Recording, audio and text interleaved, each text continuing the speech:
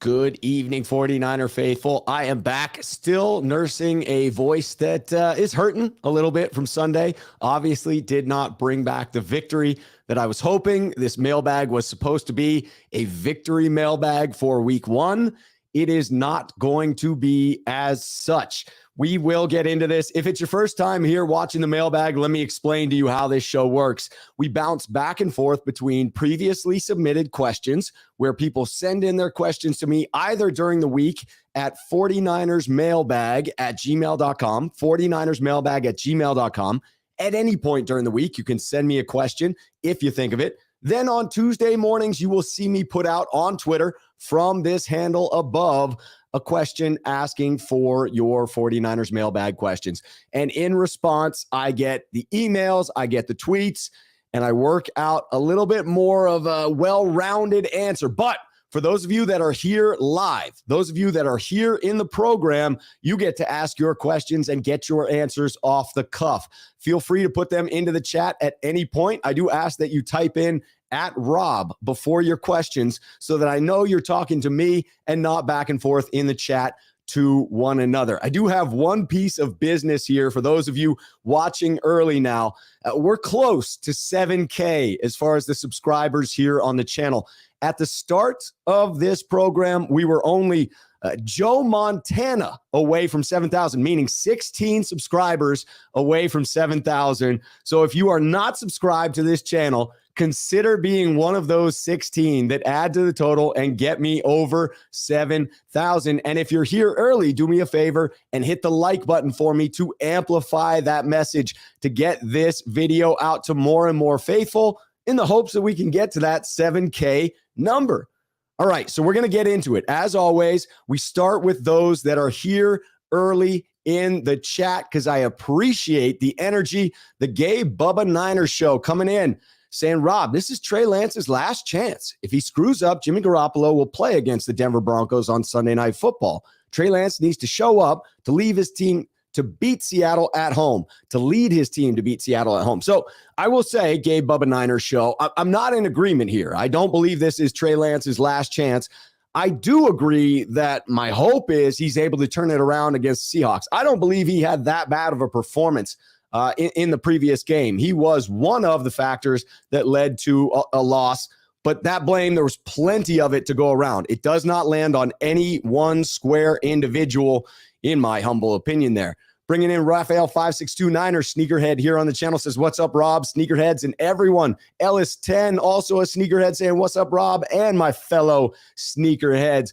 Gold-blooded comes in to say, hola, Roberto. Hola, faithful. Anyone fear the Hawks after last night's very lucky win?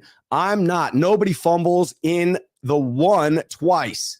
I knew what he was saying there because he went and corrected it in the next one. Yeah, it's very rare to have two different backs fumble inside of the 1 yard line. Was a lucky break for Seattle. Ellis 10 coming in to refute that idea of Trey only having one more game says Trey gets all season. Fans saying one more game for Trey are not being realistic. Abraham Munez here saying, I'm here. I'm ready to go. Let's get it, faithful. All right, we will get into the previously submitted questions. We'll start there and come right back into the chat for those of you that are putting in your questions now. Saying what's up to Stephen McGinnis and Harold Murillo as well. Bullpup 33 also making the appearance. Geno Smith? Really? Yeah, Geno Smith looking like he's trying for a Pro Bowl bid this time around. All right, I'll repeat it. We are only 16 away from 7,000 subscribers here on the channel. So as we get into this, you'll hear me saying that multiple times tonight, trying to crest 7,000. Let us get into a previously submitted question. I had to put this one up from John B. It became irrelevant, but John B replaced it with another question, so we still have him in here. He came in earlier today with this question. With Mitchell being out for 2 months, is Marlon Mack a possible signing to bolster the running back room? That came in from John B. I put in the AKA Nostradamus because it was a damn good question. I wanted to put it up on the show, and his head was absolutely in the right space because the 49ers did go out and sign Marlon Mack to the practice squad. I was absolutely planning to answer this question in the affirmative. The Niners beat both of us to the punch there. The biggest question remains for me when we get to Sunday, do they dress TDP or do they elevate Mack on game day? That answer is going to give us a lot of information about who is preferred within the running back room. If it is, in fact, Marlon Mack who dresses, it may start a loud roar from fans with TDP inactive again. The fear, obviously, is Sermon 2.0. The 49ers just had to acknowledge that they made a mistake in last year's draft by taking Trey Sermon, wasting a valuable draft pick. They go back and double dip this year. Turns out that Jordan Mason makes the roster, seems to be an undrafted free agent find, much like finding Elijah Mitchell in the 6th round last year. Fans are going to be rightfully pissed if Mack plays ahead of TDP, thus indicating that TDP, much like Sermon last year, is not ready to contribute just yet. All right, like I said, John did send in a replacement question, so I'm going to get to that before going back into the chat. He says, well, the Mack question was answered. So here's a replacement question. With Danny Gray's speed, how many deep shots will the 49ers take against Seattle? Judy had success getting by the defensive backs all night.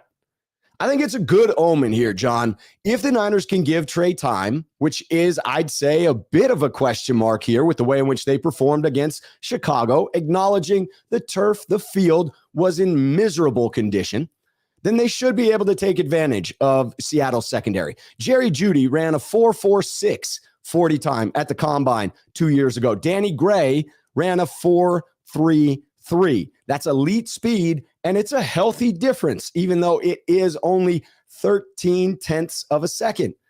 Danny certainly isn't the route runner that Jerry Jeudy is, but that speed should absolutely allow him to get by the defense. It's going to be interesting to see if Danny actually suits up for the game, or if they, again, go with Malik Turner instead for the special teams advantage, which they felt was necessary in Chicago. I'm going to guess it's Gray, but in a revenge game for our new special teams coach, Brian Schneider, going back to play against Seattle, whom he coached for, maybe he wants to have that extra depth at gunner for the return units. Again, I think it may have even been a mistake not to play Danny Gray in the game against Chicago. My thought process is the Niners considered the value of a speed wide receiver in such field conditions versus having another man on special teams and the added value on the return game and the coverage units, primarily the coverage units there. I'm going to wager that they do take some shots here, that it is Danny Gray who is active and not Malik Turner. I think they try to take deep shots to both Danny Gray and Ray McCloud, 3 deep ones between the two of them, and bold prediction right here, I'm going to say they connect on 2 of them over 40 yards apiece in this one. So yes, I believe the deep threat will come into effect against Seattle as we take out our aggression on them. All right, let me get into this next question because it's all tied in. Marlon Mack. Raphael comes in to say thoughts on 49ers new running back, Marlon Mack. I promise after this one, I'm getting back into the chat to get to your questions. Plain and simple here, the best free agent running back available. Maybe Latavius Murray is close, but he re-signed with the Saints today. Probably felt more comfortable being a known quantity in Nolans, right? Staying around there, knew the offense, knew that he was a friend of the organization, familiar going back there. That said, I do hope that Mack doesn't actually dress on game days for the aforementioned reason. It would be an indictment of Terrell Davis-Price, and we quite frankly don't need that noise around this team. We already have the Trey Lance, Jimmy G story getting louder and louder because of the start of Trey Lance's career and the fact that Jimmy is still here. Fans are pissed that we wasted that pick on Sermon, understandably. It'll only get more unreasonable if the Niners say that TDP isn't ready either. When I look at Mack and I think about, hey, what's the not so good? He's only played in 7 games over the past 2 seasons. He only had 2 productive seasons in 2018 and 2019 with 908 rushing yards and 1,091 rushing yards respectively. His career rushing average is 4.4 yards per carry, which is decent. But the big question remains, can he regain his 2019 form, or is he a shell of himself after the injuries? All right, we've got more previously submitted questions to go, but I certainly want to get into your comments first before I get back there. Looking for that at Rob again, if you're talking to me. Bullpup33 with the question, didn't have the ad, Rob, but I saw it, and I would say no, he did not dress. He was one of the inactives. It was not injury related. Danny Gray did not dress last game. It's possible he won't dress in this one either. I think not quite so likely. All right, getting to the at Rob questions. I see them. I just want to make sure I get as far back as I can. I appreciate the well wishes, the hellos. Alan, Eliza, Sneakerhead here on the channel saying, Rob Shoe, good evening to you and the faithful. I love it when people come in just to wish a good evening. Absolutely love it. Let's get to the questions. Kevin, Sneakerhead here on the channel. Rob, with the by the way, Kevin, I don't know if you saw my tweet. I don't know if you're on Twitter, but I used your suggestion around drying off my jeans after that torrential downpour in Chicago. Absolutely capped the top of the jeans, stuck a hairdryer that the beautiful Marriott provided for me into one leg of the jeans, and blew hot air through the jeans until the hairdryer actually stopped. It kicked off because it was probably close to starting a fire. Did not burn down the Marriott. That was a positive, and dried my jeans. Kevin, you're a lifesaver. I was able to go out and get deep dish Chicago pizza without cold, soggy pants on, and that's a plus. Here's Kevin's question. Rob, with the Niners working out a quarterback today, could a Jimmy G trade to the Cowboys be in the cards? What about strengthening the offensive line inside and getting a third and Zach Martin? Purdy moves to backup.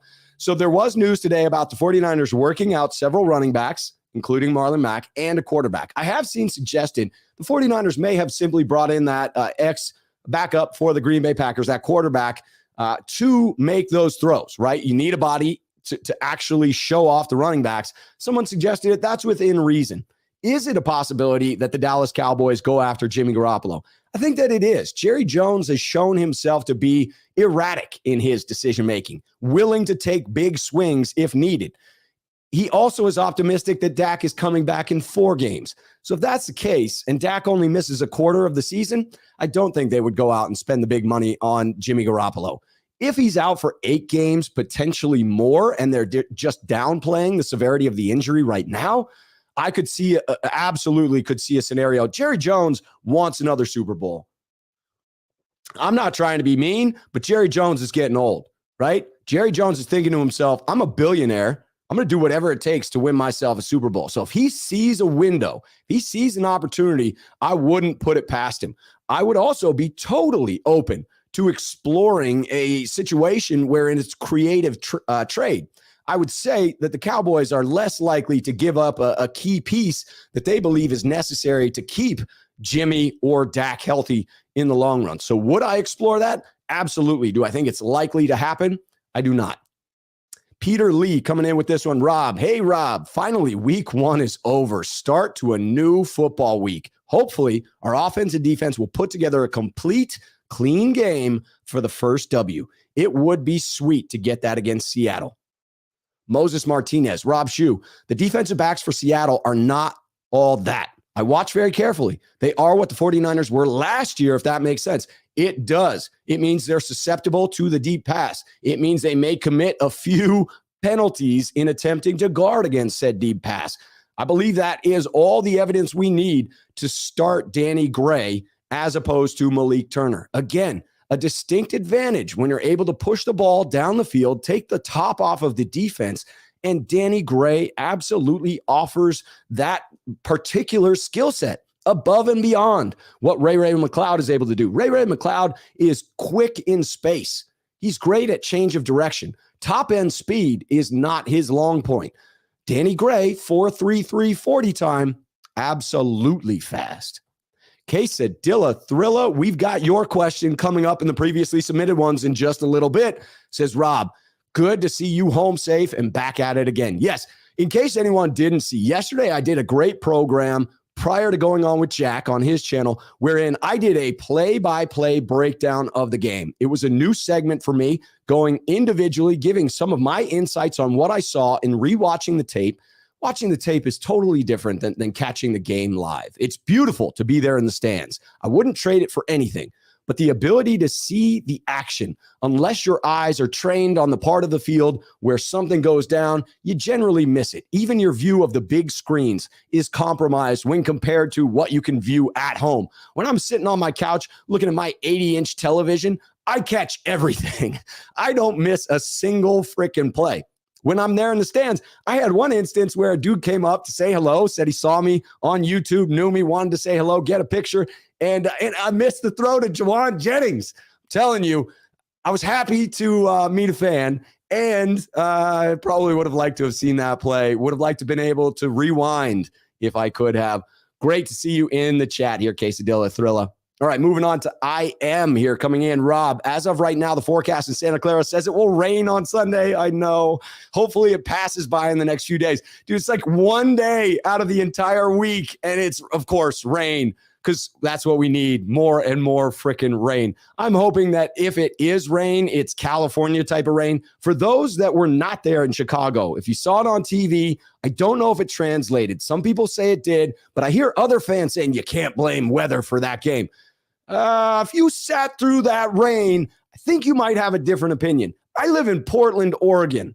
That was some of the hardest rain I have ever been in myself. And I've been in Portland for 10 years now.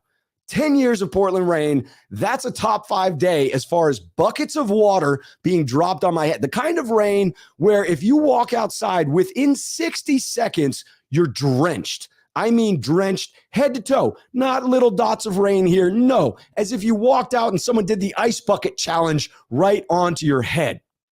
Quesadilla Thrilla 71 coming in. Rob, I'd like to see Mason get a chance. I was surprised he didn't get a carry or two, as Jeff Wilson Jr. was looking okay, but not running through the defense. Mason shined in the preseason. You have to give him a chance. Antonio coming in with this one at Rob Shue. Mack is a high-level running back. Taylor made him expendable. Taylor absolutely made him expendable, as did the injuries, though. Let's be honest about that. One was an Achilles tear. I forget what the other was, but an Achilles tear for a skill position player is a hard one to come back from. You remember what happened in Crabtree coming back. You remember with Richard Sherman coming back. It is a slow progressing recovery and one that often requires a full year before that individual is back up to speed as they were prior to the injury. Marlon Mack has had that time, though.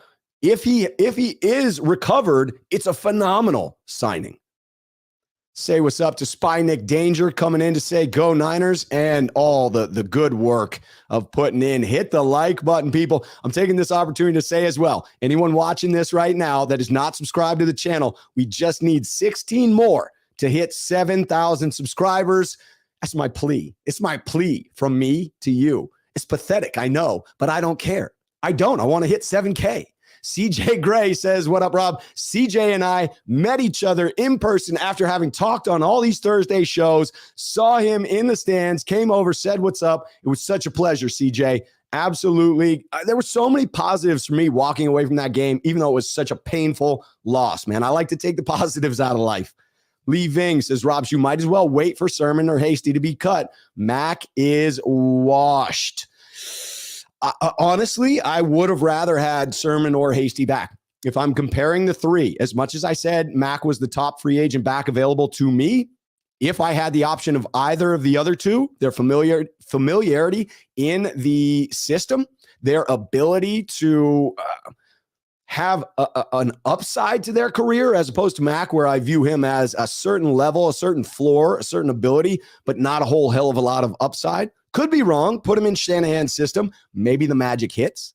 Randall Riley says, Marlon, smack that like button. That's just great. Marlon smack instead of Marlon Mack. Get it? Rick Diaz. By the way, Rick, dude, I was having a good time with you on Jack's show last night, but I wanted to make sure that you knew that we were vibing, right? And having a little fun, teasing one another. I know that there was a last comment in there, though, that didn't get read where you're like, dude, that wasn't really what I intended by it, but I didn't think you did either. Rick comes in here to say, Rob, good evening. Great job. Thumbs up. Thank you very much. Rick, thank you. Appreciate you coming in to say hello. Harold, Rob, bad idea for the 49ers to get rid of Jimmy G. I'm not entirely convinced that they are. If they do, I'm guessing it's a fair ransom in return from the Cowboys. Got to make the Cowboys pay. Cake coming in with the Mike Martz quote saying, Rob, Mike Martz saying, I don't like him. And I still don't like regarding Trey makes me shake my head. There were some great responses on Twitter, like the meme of the grandpa from Simpson, where it's old man yelling at a cloud. I thought that was perfect. That is exactly what Mike Martz was doing there. He was an old man yelling at a cloud. I don't care what Mike Martz has to say about Trey Lance. And quite frankly, he wasn't all that much of an offensive genius when he was here. Quesadilla Thrilla coming in. Rob, Dallas has 3 good safeties. Would you take a safety and a second or third round pick? I would. I love this idea of getting players in return if moving Jimmy Garoppolo. I will say this, and I'm going to talk about it in a little bit when I talk about the Jimmy and Trey bit, because I believe I do have that question coming up. Yep, we have that one on the books. I view this as it may actually be time, right? With Trey having a bad first game, the noise around Jimmy Garoppolo taking over is already ramping up. And I don't want to see that. I don't want this to devolve into a situation where you're pulling the rug out from under Trey Lance. I just think that's not healthy for his development and the long-term success of this team.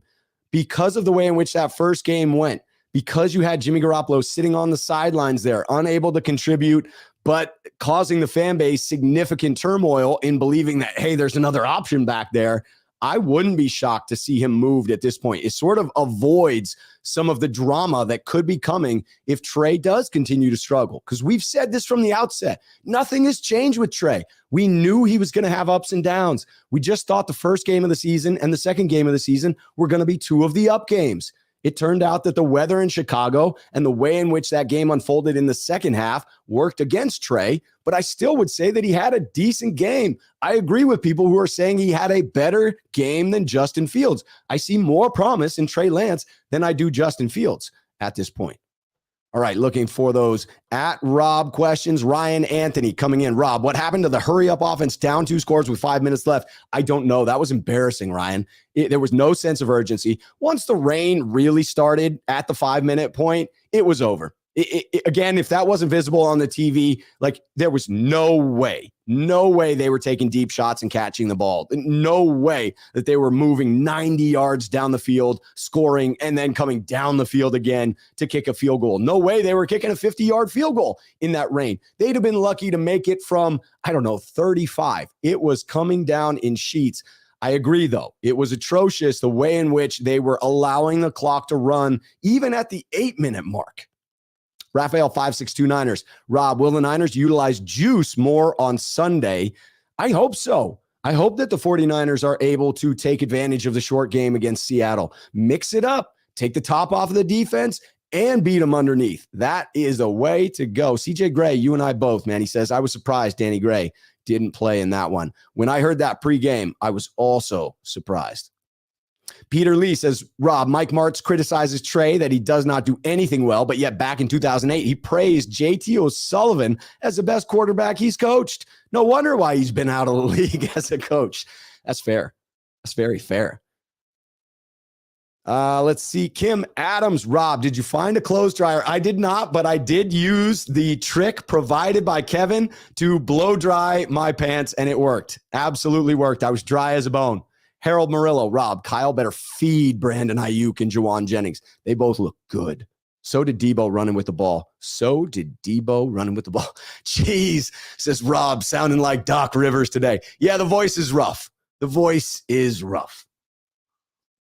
No doubt about it. That's from yelling my ass off. Leaving, says Rob Shue, Field had drainage issues. It was nasty. Did you guys see the slide that I shared yesterday? Let me see if it's still in here. I think this is it. Yeah, that's the end of the game. Look at all that sheen on the field. Those are like 2-3-inch puddles of water. Significant drainage issues. It was nasty. I would argue as bad or worse than the Washington game. Caveat that I wasn't there in the Washington game, so I'm really making that up. But it was crazy. It was absolutely crazy. All right, let me get that one out of here. I don't want them blocking my face. You got to see me. Ellis 10 Sneakerhead here on the channel says, Rob, how do you feel about the O-line after week 1? I was surprised at how Trent Williams and Mike McGlinchey both got abused in that one. With Mike McGlinchey, not as bad. He's coming back from injury, kicking the rust off. Clearly, he's a little bit gimpy. I saw him out there. He did not look 100% comfortable on that leg. Huge brace on that leg. And from my observation there in person, saw him with a notable limp at times. So that's a concern. That's something to keep your eye on. I am not concerned about Trent Williams. Had an off game. Expect him to bounce back. And when I look at the interior offensive line, there were times wherein they did allow pressure. But I think when you watch them and Trey get more familiar with one another, Trey will move around in the pocket differently, and that will become an advantage for the interior offensive line, or at least no longer be a detriment to them. There were several instances where pressure was allowed up the middle, but Trey, to his credit, was able to get out of most of those situations. Again, if you are watching now, I'm just going to say, hey, hit that like button for me. I'm trying to ramp up this signal because I only need 16 more subscribers to hit 17K by the end of the year, 7K by the end of the day. Lee Ving, Rob Shue, Burkhead made him expendable. Talking about Marlon Mack, that could be. That could be. I would argue, as did the recovery from the injury and the way in which he looked.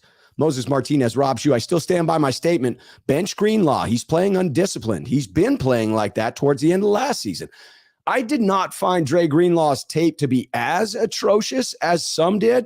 I believe he had a bad game. I do think it's fair to say he is notably behind in the linebacker room. And if it does continue, will be a concern. The rest of the linebacker room is good enough that you could see a benching of Dre Greenlaw. There is enough talent there. Someone could unseat him.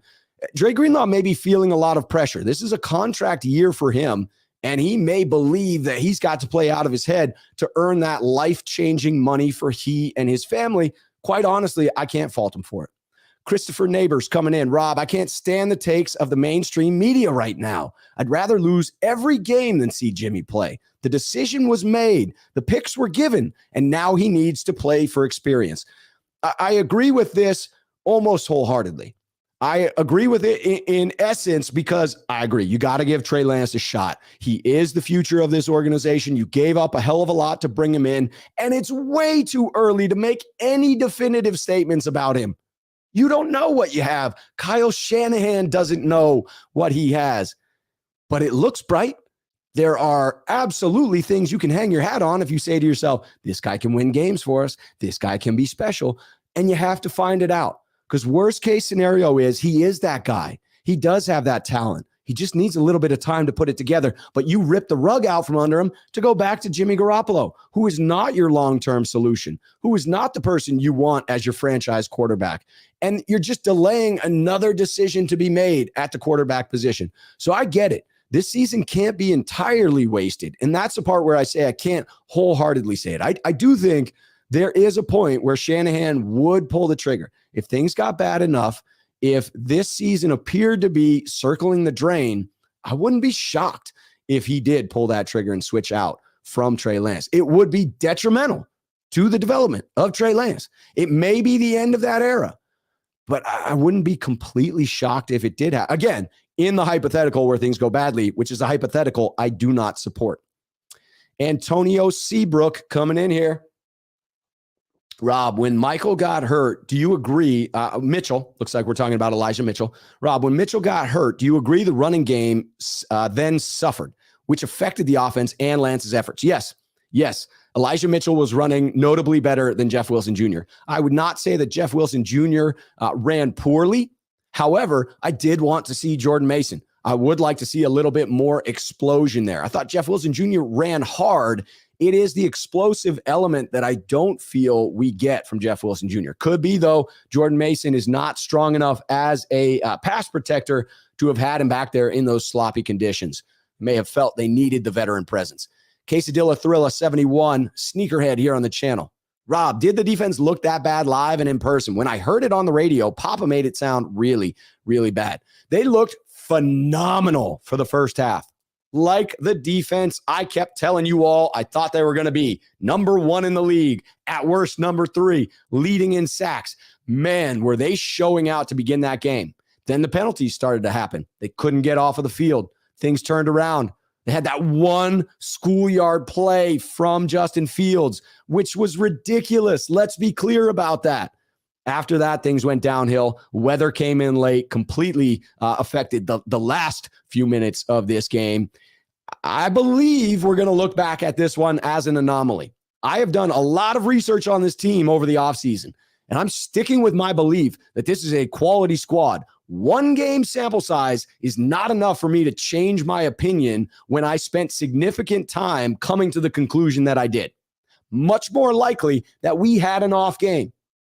I will continue to ride that, and I will admit I'm wrong if that ends up being the case.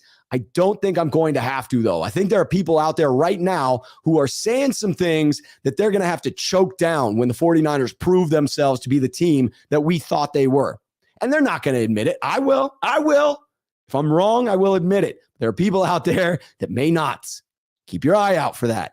JT Dadon, Rob Shue. Hey, Rob, I was encouraged by Trey's performance. I think we just need to see how the next game goes and see if he continues to improve. At no point should Jimmy play. We ride with Trey.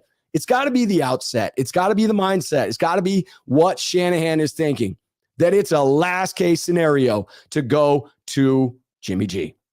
I agree. I was encouraged by some of the things I saw, especially when I rewatched the tape. I know that there are others out there that still see some of the inconsistency issues. And yes, we will need to see improvement there. We shall see. Seattle's a big test coming up. Let me get to the super chats. Apologies for not getting to you earlier, Jaguayo56. He came in, sneakerhead here on the channel to say, Rob, we have to keep Jimmy G. Look at Dallas's problem. That's the reality of keeping Jimmy on the books, is in case something happens to Trey. I mean, let's look at how many freaking rushing attempts. I mean, people wanted to say there weren't that many designed runs, and then I go and read David Lombardi saying 8 designed runs.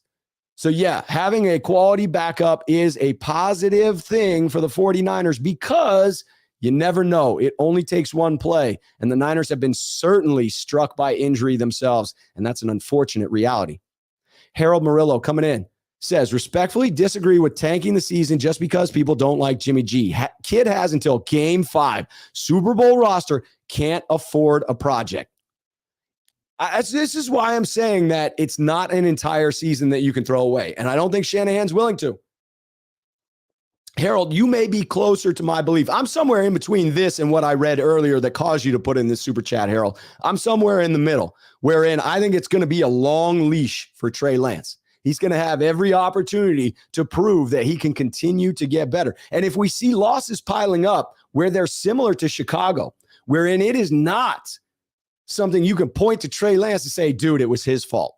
He was the one that screwed up. No, Chicago was a goddamn team loss if I have ever seen one. Everybody's name was on that stat sheet when it came to those freaking penalties, when it came to those stupid mistakes. Everybody was. Did Trey make some errors? Yes. Did he make some mistakes? Yes. Did he make some poor decisions? Yes, I will use the term poor decision for sure. And I was mostly encouraged by what I saw. Kevin coming in here with the super chat as well. Rob, the way I see it is that the NFC West is pretty much even. Yeah, the Hawks narrowly won, so they're the team to beat on Sunday to level the division. Kevin, this is where I'm at. The way in which this thing broke out in the first week sets up pretty nicely for the Niners to beat Seattle at home in Levi's and claim first place in the NFC West. Just don't look back after that. We can forget about week 1 when we've sat in first place in the NFC West the entire season. Hell, the Packers lost the first game last year. They ended up as the number 1 seed. I'm not predicting that's what's going to happen. I still think the Niners come out in that 10 or 11 win total. And if they're at 10, it's possible they miss the playoffs, and that will be a disappointing season, in my humble opinion.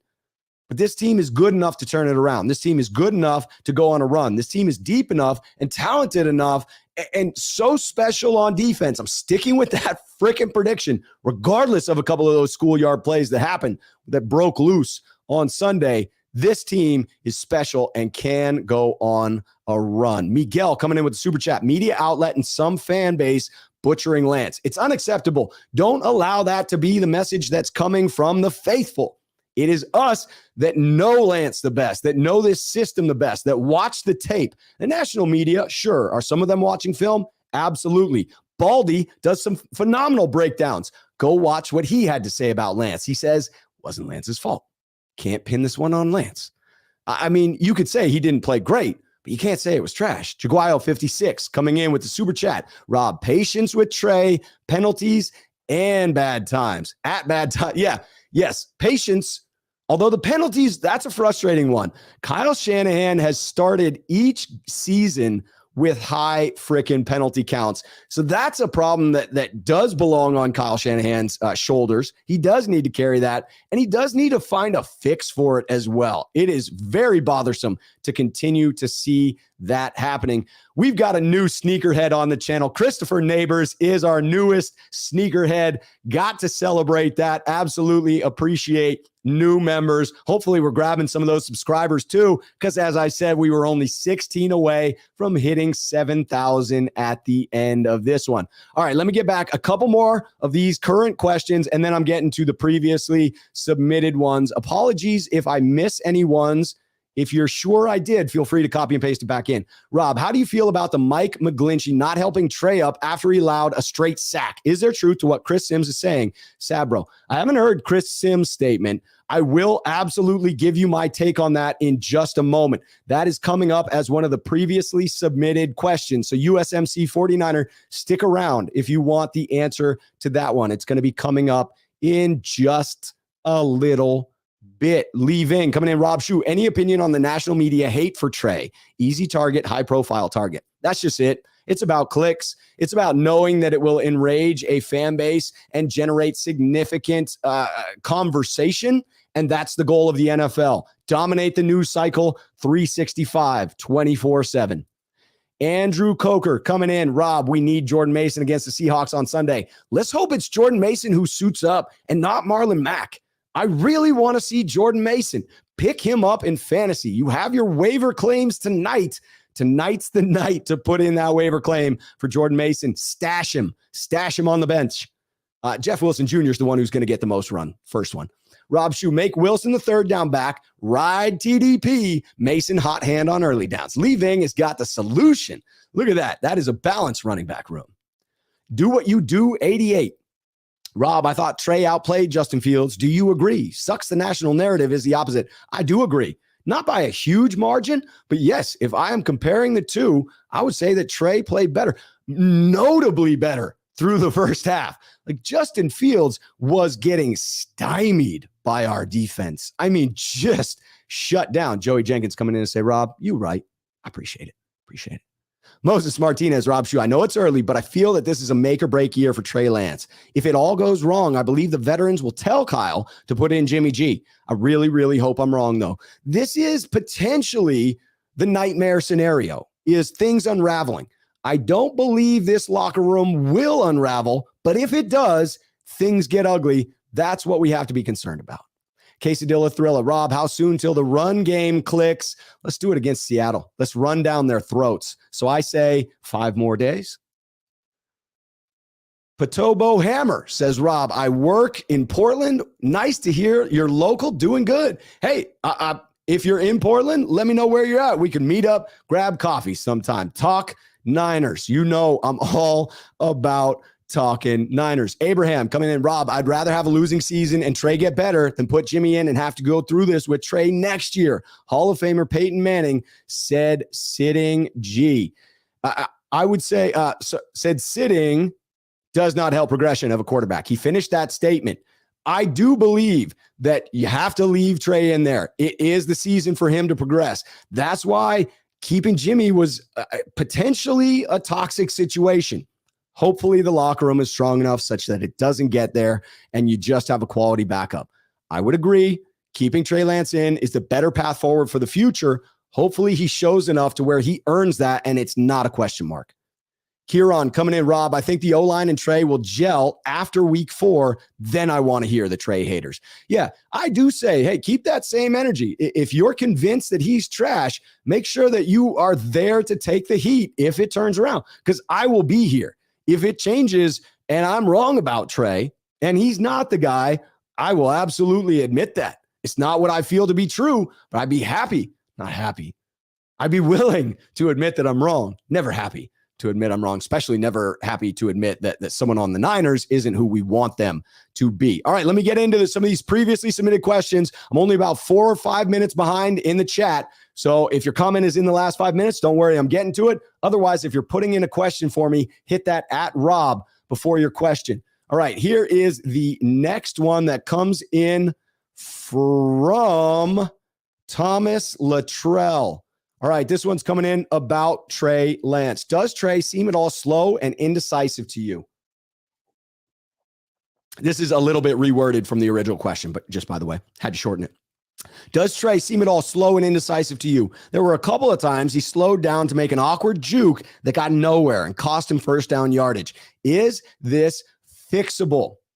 I noticed the same thing last year, Thomas. By the way, Thomas L. sending in this comment here, this question. Appreciate it. I noticed the same thing.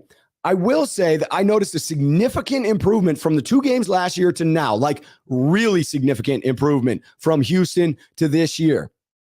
This year feels like there's just a little hesitation at times. Just a little bit of hesitation is what I'm seeing. That to me screams that the game is still just moving a little fast for Trey. I anticipate it'll continue to slow down for him, much like it will in the passing game. Judging by the improvement from last year to this, I don't think that's a stretch at all. My observation was that Trey ran far more confidently and with more power. He was continually falling forward, moving the pile when he hit defenders. It was, quite frankly, a bit Josh Allen-esque to me. He still has a long ways to go in improving his running, definitely in sliding, getting down and protecting himself. But I'm optimistic about his running abilities after that game, whereas last season, it called into question whether Trey was going to be successful in the NFL with regard to using his legs as we had predicted prior to last season. All right, Joe E. coming in with this one, previously submitted. Big shoe. Hope all is well, man. He says, I know things take time and we have to be patient, but Shanahan's trends give me a little hint of Marv Levy vibes. Great coach, but always coming up short. Overreaction? Joe E., is this an overreaction? Yes and no. Shanahan has definitely fallen short in some of the biggest moments. We've got to admit it. We've got to call it out. It is what it is. Let's start here. Would it be so bad if that did end up being the case? If Shanahan ended up being like Marv Levy? I'd like to point out that personally, I'm grateful for the competitive football that I have seen under Coach Shanahan.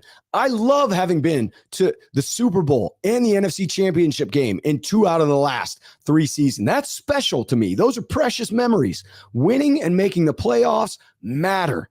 I certainly want that elusive 6th Lombardi. I want it more than you can frickin' imagine. But I won't discount the amazing teams that Shanahan has coached so far. Marv's end stat line, he was a head coach for 17 years. So the dude did a lot right. His win-loss total was 143 wins, 112 losses. Very respectable. If you average that out over a 16-game season, it would be an average of 9-7, an average of 9-7. That's great as an average. 4 AFC championships in a row, 4 consecutive Super Bowl appearances. From Wikipedia, let me read you this about Marv Levy. From 1988 through 1997, the Bills were first in the AFC in winning percentage and second only to the San Francisco 49ers in the NFL. Levy, the winningest coach in Bills history, recorded 112-70 regular season record and was 11-8 in the playoffs during his 11 seasons with the Bills. He was named NFL Coach of the Year in 1988 and AFC Coach of the Year in 88, 93, and 95. Let's remember that he lost to 2 of the greatest teams of the 90s, us and the Dallas Cowboys in those Super Bowls. We lost to those same Dallas teams, and I'd argue we were an elite freaking team at that time. Winning it all can be a little bit fluky. Go back and watch the Niners of the 80s and 90s. They could have easily taken home 8 or 9 Lombardis. 1 or 2 small things went the other direction. Continual winning shows a proper trend. Tied for most Super Bowl appearances without a victory. That's a positive. Is it torturous? Yes, 100%. But it's also a lot of winning football. So bottom line, will I be disappointed if Shanahan never wins a title? Yes. Yes, I will. But I won't consider it to be a failure if that happens. Let me end on a positive here to take us out of this question. I think Shanahan struggles in big moments. I'm a huge believer that people can grow and improve immensely. I've seen it with my own two eyes throughout my life. He can get better in big moments. Will he?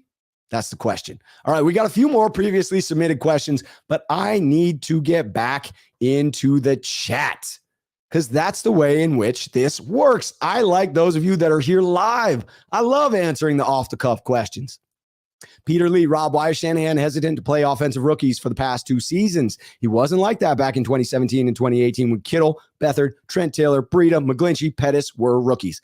Peter, it's because the team's gotten markedly better. It is harder to get those rookies out there. Shanahan knows that this is a talented roster, and he's a big believer in my observation that you need to beat out the man ahead of you. So I think that's often the case. He's waiting for the rookie or the young player to show that they can beat out the veteran and make it clear. Raphael 5629er sneakerhead here on the channel. Rob, Trey by week 5 will surpass Jimmy G. Some optimism. I'll take it. I'll take the optimism. James Schaefer, sneakerhead here on the channel. Excuse me. Rob, do people really believe Jimmy would have done better with that weather and with all the mistakes everyone made? I'm sure he would have not done much better, and Trey owned up for his mistake. It's rewriting history to say that Jimmy could have come in and won that game. Would it have been a different result? Yes. You go back and change any one element. Go back and have Trent Williams tie his shoes differently in reverse order. That might be the butterfly effect that lets the Niners win. So could Jimmy have won it? Yeah. Could Trey have won it? Yes, absolutely. And I agree with you. The mistakes were not centered around the quarterback position. Did the quarterback position make some mistakes? Yes. It was a team loss, though. Absolute team loss. And I'm not pinning it on any one position, player, or coach. Darren Worthington, Rob, over under on when your voice comes back 100% a week. Let me tell you, it would be even worse if it had been a home game and I were yelling the entire freaking game. I'm going to say 2 more days and it'll be back to normal. Usually is a pretty quick recovery when it's a slight one like this, but it doesn't help that I continue to get on and just spew out my voice at high volumes and make it a little bit weaker. But I'll take the under on 2.5 days. Let's set it at 2.5 days. I'll take the under. You want the over, Darren? You take the over? Bullpup 33, sneakerhead here on the channel. On a positive side, Huff had a gold game. I saw someone try and say Huff was terrible in the second half. I disagree. Did he cool off? Yes, absolutely. And the entire defense was out of position at times in the second half, but he lit it up for the first 2.5 quarters. And I don't care what he did the rest of the game. Huff had himself a game. He balled out. CJ Gray agrees. Oh yeah, Huff was awesome. Raphael 5629 Rob Kinlaw getting a sack this Sunday. Kinlaw came close. Kinlaw should have had a half a sack on the Samson Ebukam sack. He cleaned up there, not Bosa. I wouldn't be surprised if when they do that review, you end up seeing a half a sack for Kinlaw. He was in Fields' face on the first play, got injured. That was scary, but came back in, fought through it. I was encouraged by what I saw from Javon Kinlaw, and I think it's weird that I've heard some rumblings of people talking trash.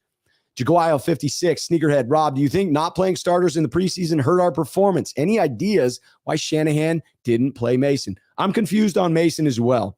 And it is fair to assume that less time on the field in the preseason creates a greater amount of rust for the players where they have to shake it off. But it does feel as if the vast majority of the NFL is trending in that direction. So I don't know that it's unique for the Niners. Joey Jenkins, Rob, what do you think the score will be this weekend? I'm going to do the score prediction on Friday with Jack Hammer. Tune into that program to get the score prediction. I will be making the prediction of Niners winning tomorrow on Between Two Beards. There's a spoiler alert. I'm going to pick the Niners to win. Alan Eliza, Sneakerhead, Rob Shue, my friend, that is a Bears fan that said that Lance is a bust. I told him, whatever you say, I believe in Trey Lance. Debo, that like button. Yeah, I'm not here for the Bears fans calling Lance a bust. I'm here for the Bears fans that are celebrating their victory, that come in and put in a chat that says bear down, that say, hey, Fields, had himself a couple of great plays. Our defense is going to be elite. But if you're trying to come in as a Bears fan to tear down our young quarterback, get out of here with that nonsense. Stargo fan 212. Rob, do you think weather had an issue with the week 1 loss? It was absolutely a factor. And anyone who tells you differently has not seen that level of rain. Amen. Riles says, Mr. Rob, please be the one to call out Mike Martz about his comments about Trey. Mike Martz is the old man yelling at the cloud. I do not support it. Mike Martz can kiss off for all I care. That's about as vulgar as I'm going to get with the old guy. But I do think it's trash to come in with those comments. Gold-blooded. Rob, do you believe the offense will have to throw to win this game? Carroll will, more than likely, force him to throw and sell out to stop the run. Big game for Trey to ball on Sunday. It may be a case where Pete Carroll sells out to stop the run. Pete has a lot of freaking tricks up his sleeve. He motivated the hell out of that Seahawks team. They were flying around hitting people. Harold, Rob, wins is the fix. Only wins will make the criticism go away. That's a fact. That is a fact. Wins solve everything, and wins will quiet people with regard to Trey. Brian Berquist, Sneakerhead, here on the channel. Rob, I think the weather definitely hindered his first outing, especially in the second half. I'll save my complete opinion for the Seahawks game. Yes, we need to see more, but totally agree with that statement. The weather played a factor. There's no doubt. My apologies, Jesus, for coming in. I didn't see the super chat. Getting to it now. Jesus with the super chat. Rob, what's your predictions for Trey Lance's stats this weekend? Okay, I'm going to do it because it's super chat. You have asked, you shall receive. This is off of the cuff. I do think Trey will have to throw in this one. I've predicted between Danny Gray and Ray McLeod 2 40-plus yard passes. So I see this one breaking out.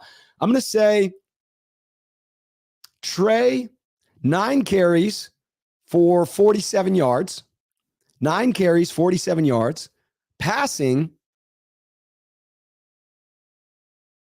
17 of 22 for 279 yards. Mark it down. That was a prediction off the cuff. It's a lock. It's a lock. I've never been wrong about this before. I've probably been wrong about that quite a lot. Harold coming in. Rob, Kyle's record without Jimmy G continues to be tested. Unfortunately, it does. Oh, man. The Gabe Bubba Niners show. I'm sorry to hear this. He says, Rob Shue, my girlfriend broke up with me the same day the 49ers lost to the Seahawks 28-21. Can Trey Lance break my curse? Seattle beat us in week 3, 2021. Number one, I hope that you've found someone new. And number two, yes, Trey Lance and the Niners, because this needs to be a team win, much like that was a team loss, can absolutely beat Seattle. USMC 49er Rob, the bad mindset the defense had in camp caught up to them. They have to show more discipline and stop the intimidating act. It actually burnt them on the Pettis play. Very undisciplined. The lack of discipline was concerning, and I would agree. It seems as if they were attempting to, lay the wood on some of those hits and got a little overly aggressive. All right, I'm coming back for some of these, but I saw a super chat coming in. 2 of them, Jaguayo 56, Sneakerhead here on the channel. Rob, I believe we will be 4-2 after 6 games with Trey. After dropping the one to Chicago, that's a tough one to get to. That means we can only lose one between Denver and LA, between the Rams and the Broncos. Because I can assume we'll beat Seattle. I can see us beating Atlanta. I can see us beating Carolina. But that means we've got to split with split with Denver or LA, one or the other. Got to win one to get to 4-2 after 6 games. That would be tough. Raphael 562 Niners, Sneakerhead here on the channel with the super chat. Trey Lance will become the boogeyman for Seattle, just like Wilson was for us. I love that prediction. I have no idea if it's going to be true, but I will take it. I would love to have some kryptonite against the frickin' Seahawks. Would love to see that happen. It was tough to go up against Russell Wilson there repeatedly. I still wonder how it's going to be when we play him in Denver. We shall see. All right, getting to a couple more here before I go back to a previously submitted question. Chris Knight coming in. Rob Shue, if this ends up being a losing season and the 49ers don't make the playoffs, how much more time do you think the organization will give Shanahan? I think if it's a bad enough season, you could see someone lose their position. I've always contended it will be John Lynch first. So if no one loses their job this year, I would say another bad season would cost Lynch's job. If Lynch lost his job the end of this year, that means things went off the rails, horribly wrong. In that case, you could see Shanahan only having another season again if things don't end up going the Niners' way. All right, trying to catch up here. Apologies if I miss out on any questions. By the way, though, I like this suggestion. Marshmallows, good remedy for sore throat. It's good to know. I need some hot tea.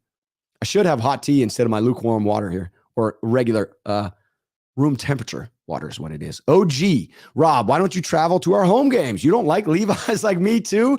Damn heat. I am attempting to knock off all the stadiums. I've been to Levi's 10 or 15 times. So I enjoy Levi's. Will absolutely be there for any playoff games. That's my standard. Playoff games, special matchups, I'll be there. But yeah, in general, not a huge Levi's fan. I was a big Candlestick fan, and the heat does suck. It is no joke. Jason Lewis, Rob, why do we keep drafting third-round running backs that don't suit up on game day? I don't know. I hope we break that trend by suiting up TDP against Seattle. Abraham, Rob, I'll call it now. Trey dominates against the Sea Chickens. I think my prediction of 330 total yards from scrimmage is a good domination prediction, so we're aligned. Addicted to action, says Rob. I hope Trey can unite those guys. If we lose, we'll probably sit Trey, stunt his growth and development. Jimmy will start like I am a Trey supporter. Jimmy's play frustrated game. I think it takes more than one loss for them to consider making the switch. More than one more loss. CJ Gray, Rob, I still can't talk. Hopefully I can by Thursday. You got to save that voice, CJ. Get some warm tea. You heard it. Marshmallows. Try the marshmallows. Darren says, Rob, I'll take the over on the voice, my brother. With me continuing to run it ragged like this, that over may be safe. You may be smashing the appropriate bet there. Lorenzo Gonzalez, Rob, we get those Verettes signed yet? No. But they are still badass. What we got here? Verrett, look at that. Crispy shoes. No signature. Waiting for him to come off of PUP. We're going to call him. I got a new idea for trying to get some players on here with interviews. We're going to see. I also just hit a sound effect on my board. So I hope you like that magical noise there. That's quite delightful. I didn't even know that sound effect was there. But that's the magical sound for this new segment that I'm going to have with players coming on. Just wait for it. I can't wait to see reactions to that sound and what you guys thought of it. Jan Stewart coming in. Jan coming in. Seattle beat Denver, which is a way better team than Chicago. Does that worry about the Niners versus Seattle? I thought Denver did not look strong out there. I feel the Seahawks were up for that game, playing their asses off. Pete Carroll absolutely got them up. I'm just not sure he'll be able to do that again. Let me jump to this question by Alan E. I'll be back into the live questions in just a moment. I see plenty of them to get to, and I promise you I will be back. Keep them coming with @Rob. All right, let me get to this one that tees off of the comment you're seeing right now. Alan Elizer had this one, Alan E. But Alan's on this channel. He doesn't mind me saying his last name. Alan comes in and says, with the Seahawks being the only team in the NFC West to win this week, do you think we have something to worry about on Sunday? My answer, yes. Yes. We absolutely should be worried about going into Seattle. We overlooked Chicago. An overconfident team that made too many mistakes, allowed the opposing less talented team to hang around and make a couple of big plays to win it. Could that happen in Seattle again? Yeah, if we're not careful, it absolutely could. Watching Seattle, I can definitively say it was a physical effort. This is what I'm talking about. Kudos to Pete Carroll for getting his squad to frickin' fly around the field like they did, throwing their bodies into the Broncos. Outsiders may doubt Seattle. Clearly, in their locker room, they're not lying down. The big question for me, though, is can they get up twice in a row to play that physical brand of football? The win against Denver helps, right? It's positive reinforcement for them to continue balling out, but it's a short week and the Niners are angry after their loss. I'd expect this to be another physical game, and I'm hoping that both teams make it out completely healthy. That's the real hope, but the advantage would be with the Niners in this one. It was a trap game situation in Chicago, so you hope that doesn't happen again. This defense against a less mobile quarterback in better weather, hopefully no rain in the forecast, could absolutely destroy them. We may see a blowout. Could be close. Division games often are, but the talent differential is big. All right, Quesadilla Thrilla came in with this one. How is the Jimmy deal / signing going to look if and when we find out that Matt Stafford's elbow is worse off than we thought? Lynch, Parag, and Kyle will look like geniuses if the division struggles. I'll say Geno Smith certainly didn't end up struggling last night. Color me very surprised with his performance. I'd say holding on to Jimmy has been admittedly a little bit of a mixed bag so far. From the perspective you're referring to, it's going swimmingly. Amazing. If the Stafford injury is bigger and they would have signed Jimmy, then it's freaking genius. It's far easier to win the division if the Rams aren't at full health. I'm not legitimately concerned about Seattle just yet. I don't think that they can match that level of intensity we saw last night for the whole season. Felt like a hyped up team ready to play against their ex-hero, brought it all on the line. The little brother versus big brother vibe. Pete probably hyped up the underdog vibe considerably, but how long can they honestly ride that? So it appears the Niners are within a division that is winnable. Great way to make the playoffs. Win your division. All right, I got one more to answer from the previously submitted, but I am coming back into the chat to get to your questions. Stargo Fan 212, Rob, Mike Martz reminds me of that old man neighbor that tells kids to stay off their lawn, keeps balls that go over their fence, and hands out fruit to trick-or-treaters. Yeah, I think that's an accurate Mike Martz description there. Correcting it to Martz there. Yes, it is. All right, looking for the @RobShoe. Look at that. Jamie Bryant just said @RobShoe. Stop it. Stop. I don't know what I did though. I don't know what I need to stop. But Jamie, you're typically, we're good. So I'm hoping it's not something serious.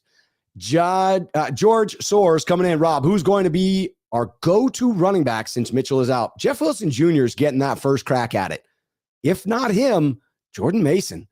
I'm trying to stash both of them in fantasy football because I think it's Jeff Wilson Jr. first, but I've not been entirely convinced that he's recovered from that injury. I heard about him in camp. It was like, hey, Jeff is showing some things. I didn't see it against Chicago. Could have been field related. So too early to make a prediction about running back. Getting more recommendations of unfiltered version coconut oil for my voice, for the throat. Joey Jenkins, Rob, what do you think about the running back we picked up today? Marlon Mack, talked about that earlier. Rewind a little bit. You will see my feelings on Marlon Mack. I thought he was the best available free agent out there. See Tommy Hugsley in the chat. Want to say what's up. Always like the familiar names popping in. All right, here we go. Leaving Rob Shoe morning Shazoo sound effects. Yeah, that was okay. Now we're into the sound. That is fantastic. I like throwing out some sound effects. We can throw in a little bit of soundtrack. If I say something funny, yeah, we'll get the laugh track going in there. No, we are not going to put in the laugh track because I laugh at myself and that's all that matters. That Niner guy here in the chat says, Rob Shoe, feel like Overreaction Monday is rolling into Tuesday. The world will get back to normal. Will it? Are you sure? Because it seems like it may take a little while. I agree. The overreactions continue. Here's an overreaction. Tommy Huxley. Jeff Wilson is doo-doo. He's not doo-doo. He's not spectacular. There's a wide variance in between those two, Tommy, and I'm falling in between them. Nicholas Allen coming in with the super chat. Will we see the 2-quarterback system this season? We will not. That's my official prediction. No, that would be a train wreck. I think we would see a switch from Trey to Jimmy before we saw a 2-quarterback system. Could be wrong. Maybe Kyle Shanahan's like, hey, finally, I'm doing it. Abraham, Rob, don't understand why people want Jimmy. He is at a best average quarterback, and we already know his ceiling. I might say at best a little bit better than average, but yeah, we know his ceiling. And I agree. That's why we're going to try to see what Trey Lance has and not make that switch. That's why I'm in alignment with that. Abraham, I'm with you. Leaving, Rob Shue, 9-7 could win the NFC West. A lot of season to go. There's no question. No question. It could be 9-7. Hell, could be 8-9. Sorry, it would be 9-8 because now we're up to a 17-game season. Could be 9-8. Could be 8-9. You never know. I don't think that's going to be the reality. I do still think that the NFC West is a talented division, even though the Rams looked pretty bad against Buffalo. Think of how good Buffalo is. Jan coming in. Rob, Geno Smith had a problem stepping up in the pocket. Do you see any sacks from the edges? Yes, I am predicting a big sack game in this one. Darren Worthington. Rob, most of the teams that lost this week didn't play their starters hardly at all in the preseason. Thoughts? That's what I'm talking about. The rust was pretty consistent.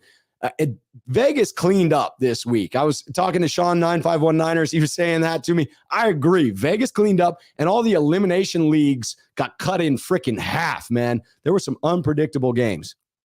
Cymerda 187 says, Rob Shue, I know Kittle seems like a team guy, but with all this coming out about teammates not being behind Trey, do you think Kittle decided not to play because of this? No, I am not a conspiracy theorist. I'm just not. Kittle is a team guy. Kittle is a locker room guy, and I would not predict that he would do anything like that is so self-serving. No, I think he's proven he's willing to go out there and risk his health if he thinks it's going to help the team win. Jimmy J, again, not Jimmy G, Jimmy J, sneakerhead here on the channel with super chat. Rob, what do you make of McGlinchey getting handled, giving up the sack, and then just looking at Trey before he sprinted off the field? Jimmy J, you have timed this perfectly. Perfectly. Wait, let me kill this bot that just came in here. Block that user. For some reason, it hates to block the bots. I have to put them in timeouts, but then they usually go away. They usually go away after that. All right, bot is out of here. Let me get to this because this is the last previously submitted question. So I'm going to get to it right now. Jimmy J with that super chat, much appreciated. Here's the previously submitted question. And Jimmy J, again with the super chat, asking the same one, not as upset as the Gold Rush podcast was on this one. Gold Rush was yelling. He says, Rob, what do you think of Williams and Mike not helping Trey up off the floor when he got slammed down on a sack and it was Mike's fault? I'm livid. He is your effing quarterback of the future. I probably just hurt my voice by doing that. That was a mistake. That was a little bit of a mistake on my part. I may have just lost the bet of the over and under on losing my voice. But I will say I had to shorten the anger a little bit because the actual question had 2 F-bombs in it, and it was even longer. The Gold Rush podcast was upset. I'm not reacting to this one as you are, or those that I found that I found on Twitter who believe this to be atrocious. Would I rather that he had helped Trey up? Yes, undoubtedly. No doubt about it. But I'm not going to make a character judgment off of one single play. I've seen significant leadership from both of those players. Both of those players, McGlinchey and Williams. One misstep, one mistake isn't enough for me to change my mind. I also believe the angle of the clip that made the rounds on Twitter is highly misleading. Watch the yard markers. At the end of the play, it appears that the 3 are close together. In reality, Mike McGlinchey and Trent Williams are at least 4 yards away from Trey. Also, Trey's slung forward. He's grabbed in the interior underarm and slung forward by his jersey and almost immediately is on his knee facing front. Typically, when a quarterback is helped up by his lineman, it's off of his butt, right? So he puts his hands up, guy grabs his hands, lifts him up. Could Mike have come over and grabbed Trey from his underarms and helped him up instead of running off the field? Yes. He may not have gotten there in time. By the time he reached Trey would have probably already be on his foot. Trent, I would strongly argue, is stepping towards Trey to help him up, but turns when he sees that Trey's already getting up from one knee. This is no offense intended, Gold Rush, but this feels like a case of groupthink. I saw the folks on Twitter that made this a big deal. Personally, I see them as wanting it to be an issue more than it actually is an issue. This felt like just one play. Could it have gone differently? Yes. I'm sure Mike McGlinchey probably would redo it if he could. I'm not reading a whole heck of a lot into it. I think the people that want it to be a story. I don't believe it is a story. All right, continuing on, finishing up in the chat here. Couple of super chats to get to. 49ers first takes. What's up, Rob? Drink some tea for that voice, my man. Appreciate you coming in to say that. Yes, it is rough. It will get rougher because I continue to talk for 90 minutes as at a time. Quesadilla Thrilla asking the question after my statement. He says, Rob, who do you plan to have as your first player guest? That remains to be seen. It is basically whoever agrees to it first. The idea that I have, I think, is a good one. And I believe will begin a trend wherein the players will show up, build it, and they will come. We shall see who ends up on the program first. I just decided to reword that sentence, and I'm glad that I did, because what could have come out would have been bad. John G, Brother Rob, drink hot water with honey, lemon, and turmeric for your throat, and it will reduce inflammation. Let's go Niners, baby. I'm for it. I need it. I need the hot water with honey. Alan Eliza, Rob Shue, my friend, that is a Bears fan. Oh, we got to that one. But Debo that like button. Debo that like button. Nicholas Allen coming in with a super chat. Yeah, Trent and Mike just run off the field after the sack. They do. They did run off of the field. But I think when you listen to my explanation of it, it's not what it seems. Go back and watch it after listening to my explanation. See if you feel any differently. Wasn't me. I'm agreeing with you. It's a non-issue.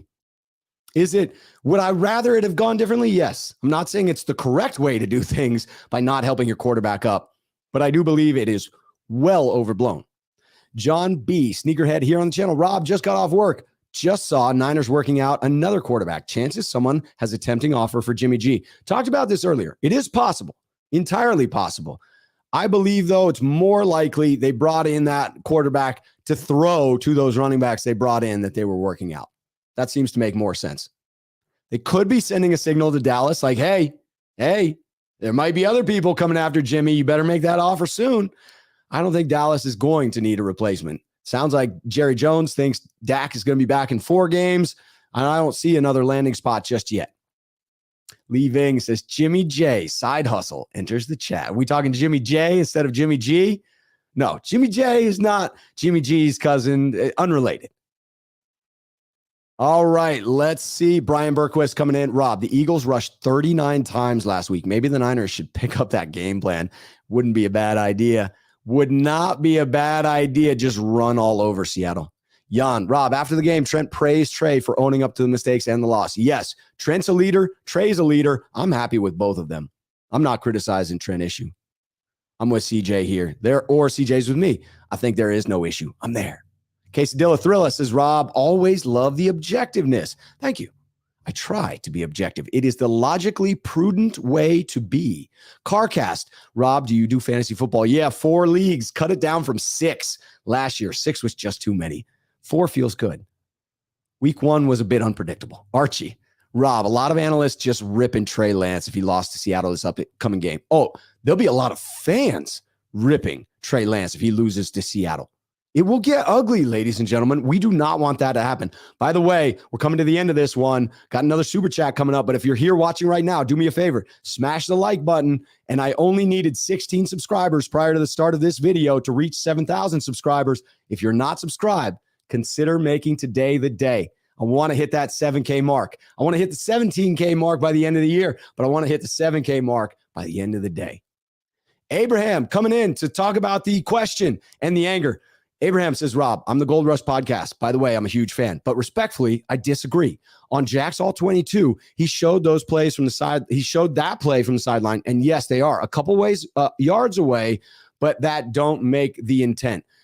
In watching it, I respect your reason for disagreeing here. Let me lay that out first. And I think disagreements are very healthy, especially when, as they are right here, I intend no offense and Abraham intends no offense. It's fantastic to be able to disagree respectfully, have two different opinions, talk about it, maybe sway the other person to your opinion, and maybe not. It's okay to disagree, and it's okay to do that respectfully. So Abraham, first want to give you a huge thumbs up for that factor. I would say that, again, my impression was 3 to 4 yards away, McGlinchey immediately heads back to the sideline because Lance is sort of thrown onto one knee. So it's not the type of situation you would typically see a guy getting helped up. Again, would I have rather McGlinchey helped him up? Yes, but I'm not reading big time into it. Godzilla, Rob Shue, is it true it's going to rain in Levi's this week? It looks that way. I hope it doesn't. Kevin, Rob, about the not helping up issue. I remember last season, Mack fell on top of Jimmy and didn't help him back up. It's a non-story. I do recall that. I do. Quesadilla Thrillo with the greatest freaking observation. Gargle some of the DJ Jones barbecue sauce. Fixed. Now the under is getting smashed on that. The under is getting smashed. Flav coming in. If your choice was between making the playoffs but having to pull Trey for Jimmy or keeping Trey in all year but not making the playoffs, what's your choice? Can I ask how we do in the playoffs? One and done? God, it still matters getting to the playoffs. It still matters to the veterans. I think it just really has to be going off of the rails for Kyle Shanahan to consider making that switch. I don't think it's a scenario where we're sitting at 3-5 and he pulls the trigger. I could be wrong about that. He may view this as a legitimate Super Bowl window. I think he and John Lynch see themselves building something special for the future. And making a short-term decision could impact that future vision. So really it boils down to just how confident are they in that vision for the future? How much do they believe in Trey Lance? If they believe that, yeah, he'll struggle this year, but eventually it will click, then it's worth sticking it out. If they're uncertain about Trey Lance and unclear whether he will become who they hope he will become, then I think that leash does get a little bit shorter. You do have to listen to the veterans in the locker room. I don't believe it will happen. I acknowledge it absolutely could. Archie Cabanillas coming in as the newest Sneakerhead member. Welcome. And we've got subscribers coming in trying to push us over to the 7K mark. Can't do dairy. Appreciate that. Much appreciation. Brian saying there's still 153 watching. Smash the like button. Darren, that's cold, man. That's cold. He's taken the over on my voice giving out for 3 days. And he says, just keep answering my questions. Just keep talking, my man. Just keep talking. I'm here for the respectfully debating comment. I'm here for it. All right, looking for any final comments. We got to wrap this up. We got to heal the voice.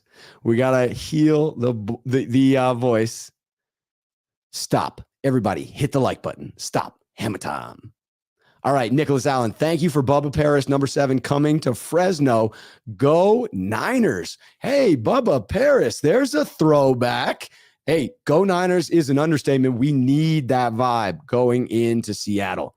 Absolutely need that vibe. Abraham says, Rob, in the moment, I will say I was very angry seeing that and really hope that doesn't happen again. But what I won't do is say they have something against Trey. I just want to make that clear. I appreciate you saying that because I do think that's an important differentiation. It's important to say, hey, was it a mistake? Would I have rather they helped him up? Yes, I would have. Would have been a better teammate to do it. But not to condemn them for it, for a single act where they both have shown leadership qualities. I admire the fact that you came back in to say that. John B., Sneakerhead, Rob, thinking back on this game, it was a weird, fluky week 1. I know that the 49ers won't play that undisciplined again. Seattle is walking into a buzzsaw. Doesn't matter how jazzed they are for winning. I like that attitude, John, and I hope you're freaking right. Archie, I will. One last super chat. Flav coming in. No, Rob, what would you do? Jimmy and playoffs or Trey and no playoffs? You don't know how we do in the playoffs, but know our roster and Jimmy. All right. Let's see. The development of Trey Lance. You pull him. You put Jimmy in. It's the last year for Jimmy. I doubt he's willing to redo a contract. So you're going all in on a playoff berth and a chance, a chip and a chair, if you will, for a poker reference, a chip and a chair. I'm a big poker player. I will say, because you have set out this particular hypothetical, wherein one involves not making the playoffs and one involves making the playoffs, I want to go to the playoffs. I want a shot at the 6th Lombardi. So if I have to choose, if you set this up and these are the only two realities, Jimmy in the playoffs or Trey in no playoffs, I'm going Jimmy in the playoffs. But I'm not doing that because I believe Jimmy is more capable of leading this team in the future.